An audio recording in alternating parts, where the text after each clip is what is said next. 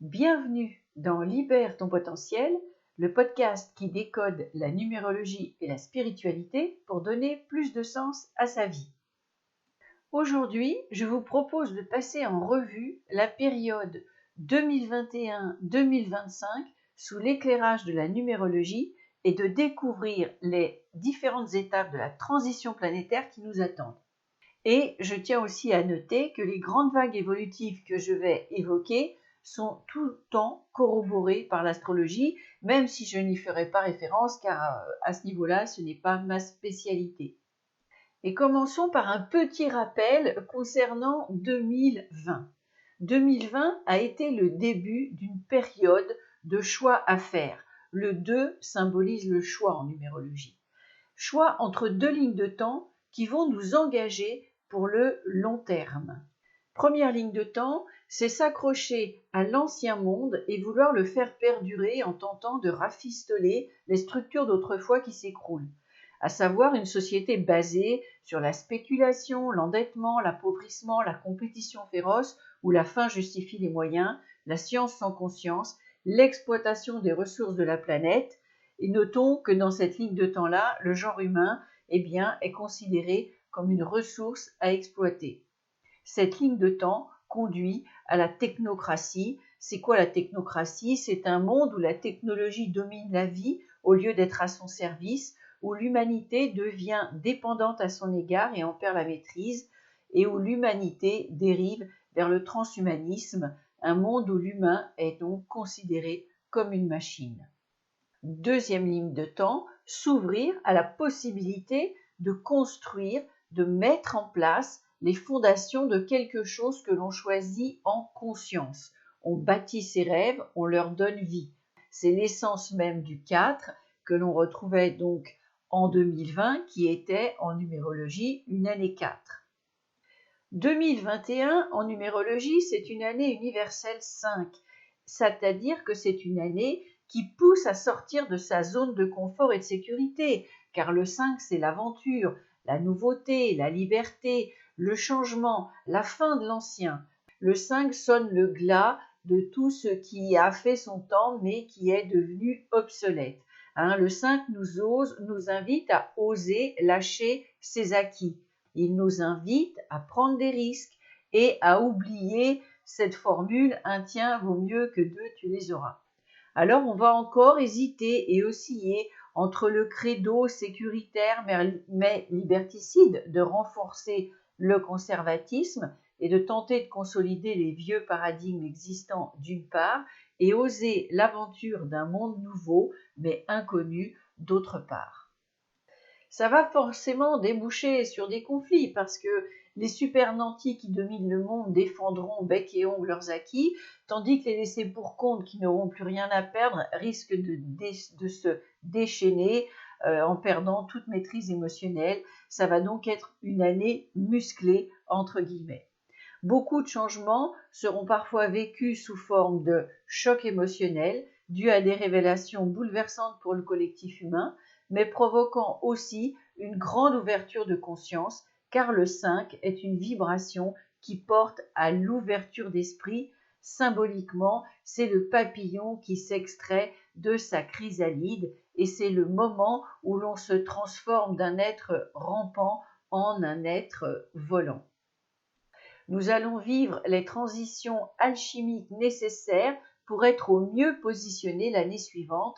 En fait, 2021 est une année pour se préparer aux changements qui se pérenniseront en 2022. Comme le signifient ces trois chiffres, ces trois nombres 2 que l'on voit dans le 2022, eh bien, le 2 nous pousse à l'introspection personnelle et à aller guérir ce qui doit l'être. Autant dire que cette année 2022 va être hautement cathartique, ça va être vraiment une année pour la guérison émotionnelle. C'est donc la finalisation en 2022 du travail alchimique débuté en 2020 et qui a pris toute son ampleur avec l'effet alchimiste et mutant du 5. On change de paradigme. En année 6, puisque 2022 c'est une année universelle 6, On est poussé à trouver et prendre sa place pour son épanouissement personnel, pour mettre plus d'harmonie dans sa vie, et on récolte les justes responsabilités qui nous reviennent pour contribuer à la prospérité de tous. On ne peut plus reculer face aux choix drastiques à faire qui vont bouleverser le reste de notre existence.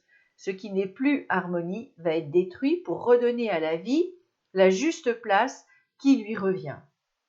Le féminin sacré, c'est un symbole du 2 qui a déjà commencé depuis 2020 à réapparaître, eh bien ce féminin sacré en cette année 2022 fera son grand retour en ce monde. Tout ce qui ne tient plus la route et n'a pas été abandonné en 2021 s'écroulera de toute façon en 2022, histoire de finaliser l'avènement du nouveau dont le temps est venu. Nous vivrons le paroxysme du choix décisionnaire, encore une fois, le 2 c'est le choix, donc 2022 a 3 fois la présence du nombre 2 dans cette année-là, c'est toute la force du 6 qui est en marche à ce moment-là. L'engagement, la prise de responsabilité pour créer plus de beauté et d'harmonie. On rentre dans l'ère de ce qu'on appelle l'assignation vibrale et le règne des synchronicités. Qu'est-ce que ça veut dire exactement? C'est que chacun se retrouve là où sa vibration le porte. Chacun est propulsé en un lieu, une fonction, une réalité en adéquation avec sa propre résonance. Deux tendances vont toutefois encore cohabiter un temps. D'un côté, l'amplification ultime des illusions, des fantasmes, des intoxications, des conflits dans une sorte de baroud d'honneur de ceux qui ne veulent rien changer et qui restent profondément attachés au dogmatisme, qu'ils soient religieux, économiques, qu'il s'agisse des dieux argent et pouvoir, au matérialisme et au confort de la société de consommation. Et de l'autre, une envie furieuse de changer le monde, mais parfois sans bien comprendre le mode d'emploi pour le faire. D'une part et d'autre, il y aura beaucoup de critiques et de jugements. Ça, c'est vraiment l'aspect négatif du 6. Et tous ces jugements, ces critiques, voire ce fanatisme, fustigeront la partie adverse. Le 2 en distorsion, c'est le conflit, c'est la guerre. Et comme en 2022, on a 3 fois le 2, autant dire que les conflits seront encore malheureusement légion, même si normalement le 6 nous parle d'harmonie. Mais n'oublions pas que les nombres sont duels et possèdent tous une face ombre et une face lumière. Et c'est à nous de choisir à quelle face on veut donner la priorité. L'idéal, selon moi, serait de s'inspirer de Richard Buckminster-Fuller qui dit « Vous ne modifierez jamais les choses en luttant contre la réalité existante. Pour changer quelque chose, créez un nouveau modèle qui rend le modèle existant obsolète. » À méditer. La voie à suivre sera celle de l'ouverture spirituelle qui se met en place et nous offre de retrouver l'harmonie intérieure. La structure originelle de notre géométrie sacrée, car c'est la symbolique du 6, qui a été mis à mal durant les milliers d'années du Kali Yuga, le Kali Yuga des Indiens, c'est-à-dire la période la plus sombre de l'âge de fer selon la loi universelle des cycles, et enfin cette période touche à sa fin. Ça passera bien évidemment par la destruction de tout ce qui s'oppose à l'harmonie véritable et l'intérêt général. L'écroulement des structures sociales dysfonctionnelles et corrompues commencé en 2019-2020 va rentrer dans son paroxysme en 2022. 2023 maintenant. Eh bien, c'est une année 7. Le 7, c'est la révélation de tout ce qui est caché. C'est l'accès à une connaissance supérieure. Chaque âme devra donc faire ses choix en pleine conscience, en pleine lumière, sans céder ni au désespoir, ni au fanatisme, qui sont les grands travers du 7 en distorsion.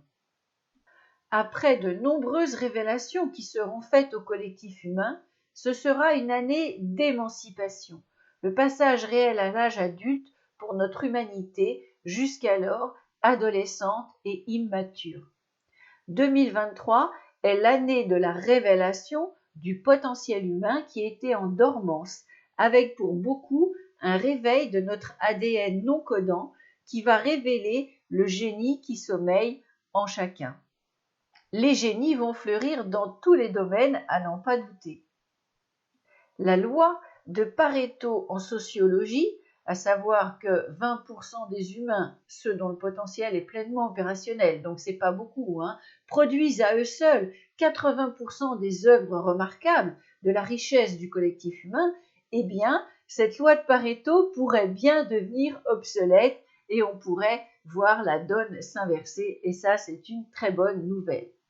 Selon l'engagement pris l'année précédente en 2022, qui était donc une année 6, une année pour se responsabiliser, chacun pourra s'épanouir en assumant ses responsabilités et pourra alors vivre le destin auquel il aura choisi de se rattacher, hors de toute influence manipulatoire ou de toute privation de liberté, puisque le 7 nous parle d'émancipation. Le 7, c'est le nombre du chercheur de vérité. Ce sera le credo de cette année 2023 qui pourrait bien nous rappeler cette phrase d'évangile « Vous connaîtrez la vérité et la vérité vous rendra libre ». Dans les 2 années qui suivront, 2024-2025, nous verrons le parachèvement du travail d'éveil de l'humanité, avec un changement d'énergie radical et puissant à tous les niveaux. Alors commençons par 2024. 2024, c'est une année 8. Le 8, en majesté, c'est la puissance, c'est l'équilibre entre le spirituel et le matériel. C'est la récupération de sa souveraineté individuelle pour tous ceux qui auront accepté leur émancipation de l'ancien système d'asservissement. Mais le 8, parfois, c'est aussi reculer pour mieux sauter. On peut alors avoir l'impression que rien n'avance malgré les efforts fournis jusqu'à ce qu'un seuil soit atteint, qu'une masse critique soit dépassée pour qu'enfin les résultats apparaissent. On semble reculer, mais c'est pour mieux compresser l'énergie avant le saut ultime. Il ne faudra pas laisser ces périodes de recul illusoire prendre le pas sur le moral et se laisser aller à un sentiment d'impuissance. 2025, c'est une année 9. C'est vraiment la fin d'un cycle sociétal qui aura été hautement dysfonctionnel, autant écocide que suicidaire pour notre humanité, mais ma foi, à ce moment-là, nous commencerons à savoir tirer pleinement les leçons du passé et cela nous fera faire un saut quantique dans notre évolution. Nous allons grandir individuellement et spirituellement et finir d'entériner notre nouvelle maturité mise en place. Enfin, l'humanité va commencer à devenir pleinement adulte et par là même d'afficher une certaine forme de sagesse, ce qui n'était pas le cas avant. En conclusion, eh bien, entre donc 2021 et 2025, on peut dire que la vérité éclatera au grand jour. Tous seront ce qu'il en est vraiment. L'hypocrisie n'aura plus sa place. On ne pourra plus dire qu'on ne savait pas. La transparence va être de mise. Le dysfonctionnement atteindra son paroxysme avant sa chute inéluctable. Ce temps de chaos permettra le soulèvement de la conscience collective qui sera prête à vivre son œuvre au noir, comme on dit métaphoriquement en alchimie. Le mal, entre guillemets, pourra parfois être à son apogée, autant chez les hommes que dans la nature, au travers de bouleversements biologiques, voire de désastres naturels. Vu de l'intérieur comme de l'extérieur, par moments, le monde semblera devenir fou. Mais c'est au cœur même du chaos que se révèle la vraie nature des êtres. Et cette traversée de la folie collective sera un test pour choisir la voie à suivre.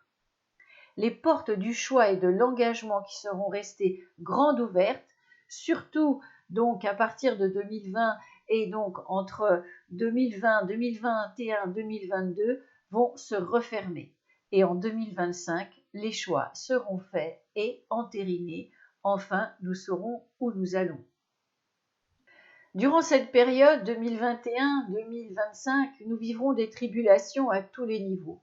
Mais pour passer au travers, une aide providentielle sera apportée à ceux qui se seront engagés pour un monde nouveau et qui auront pris en main leur destin. Et cette autonomisation, ça commence par le travail intérieur, le centrage sur son être véritable, l'alignement sur ses valeurs profondes, l'ancrage à la terre-mère. Il est grand temps de lâcher l'investissement en bourse et d'investir sur soi.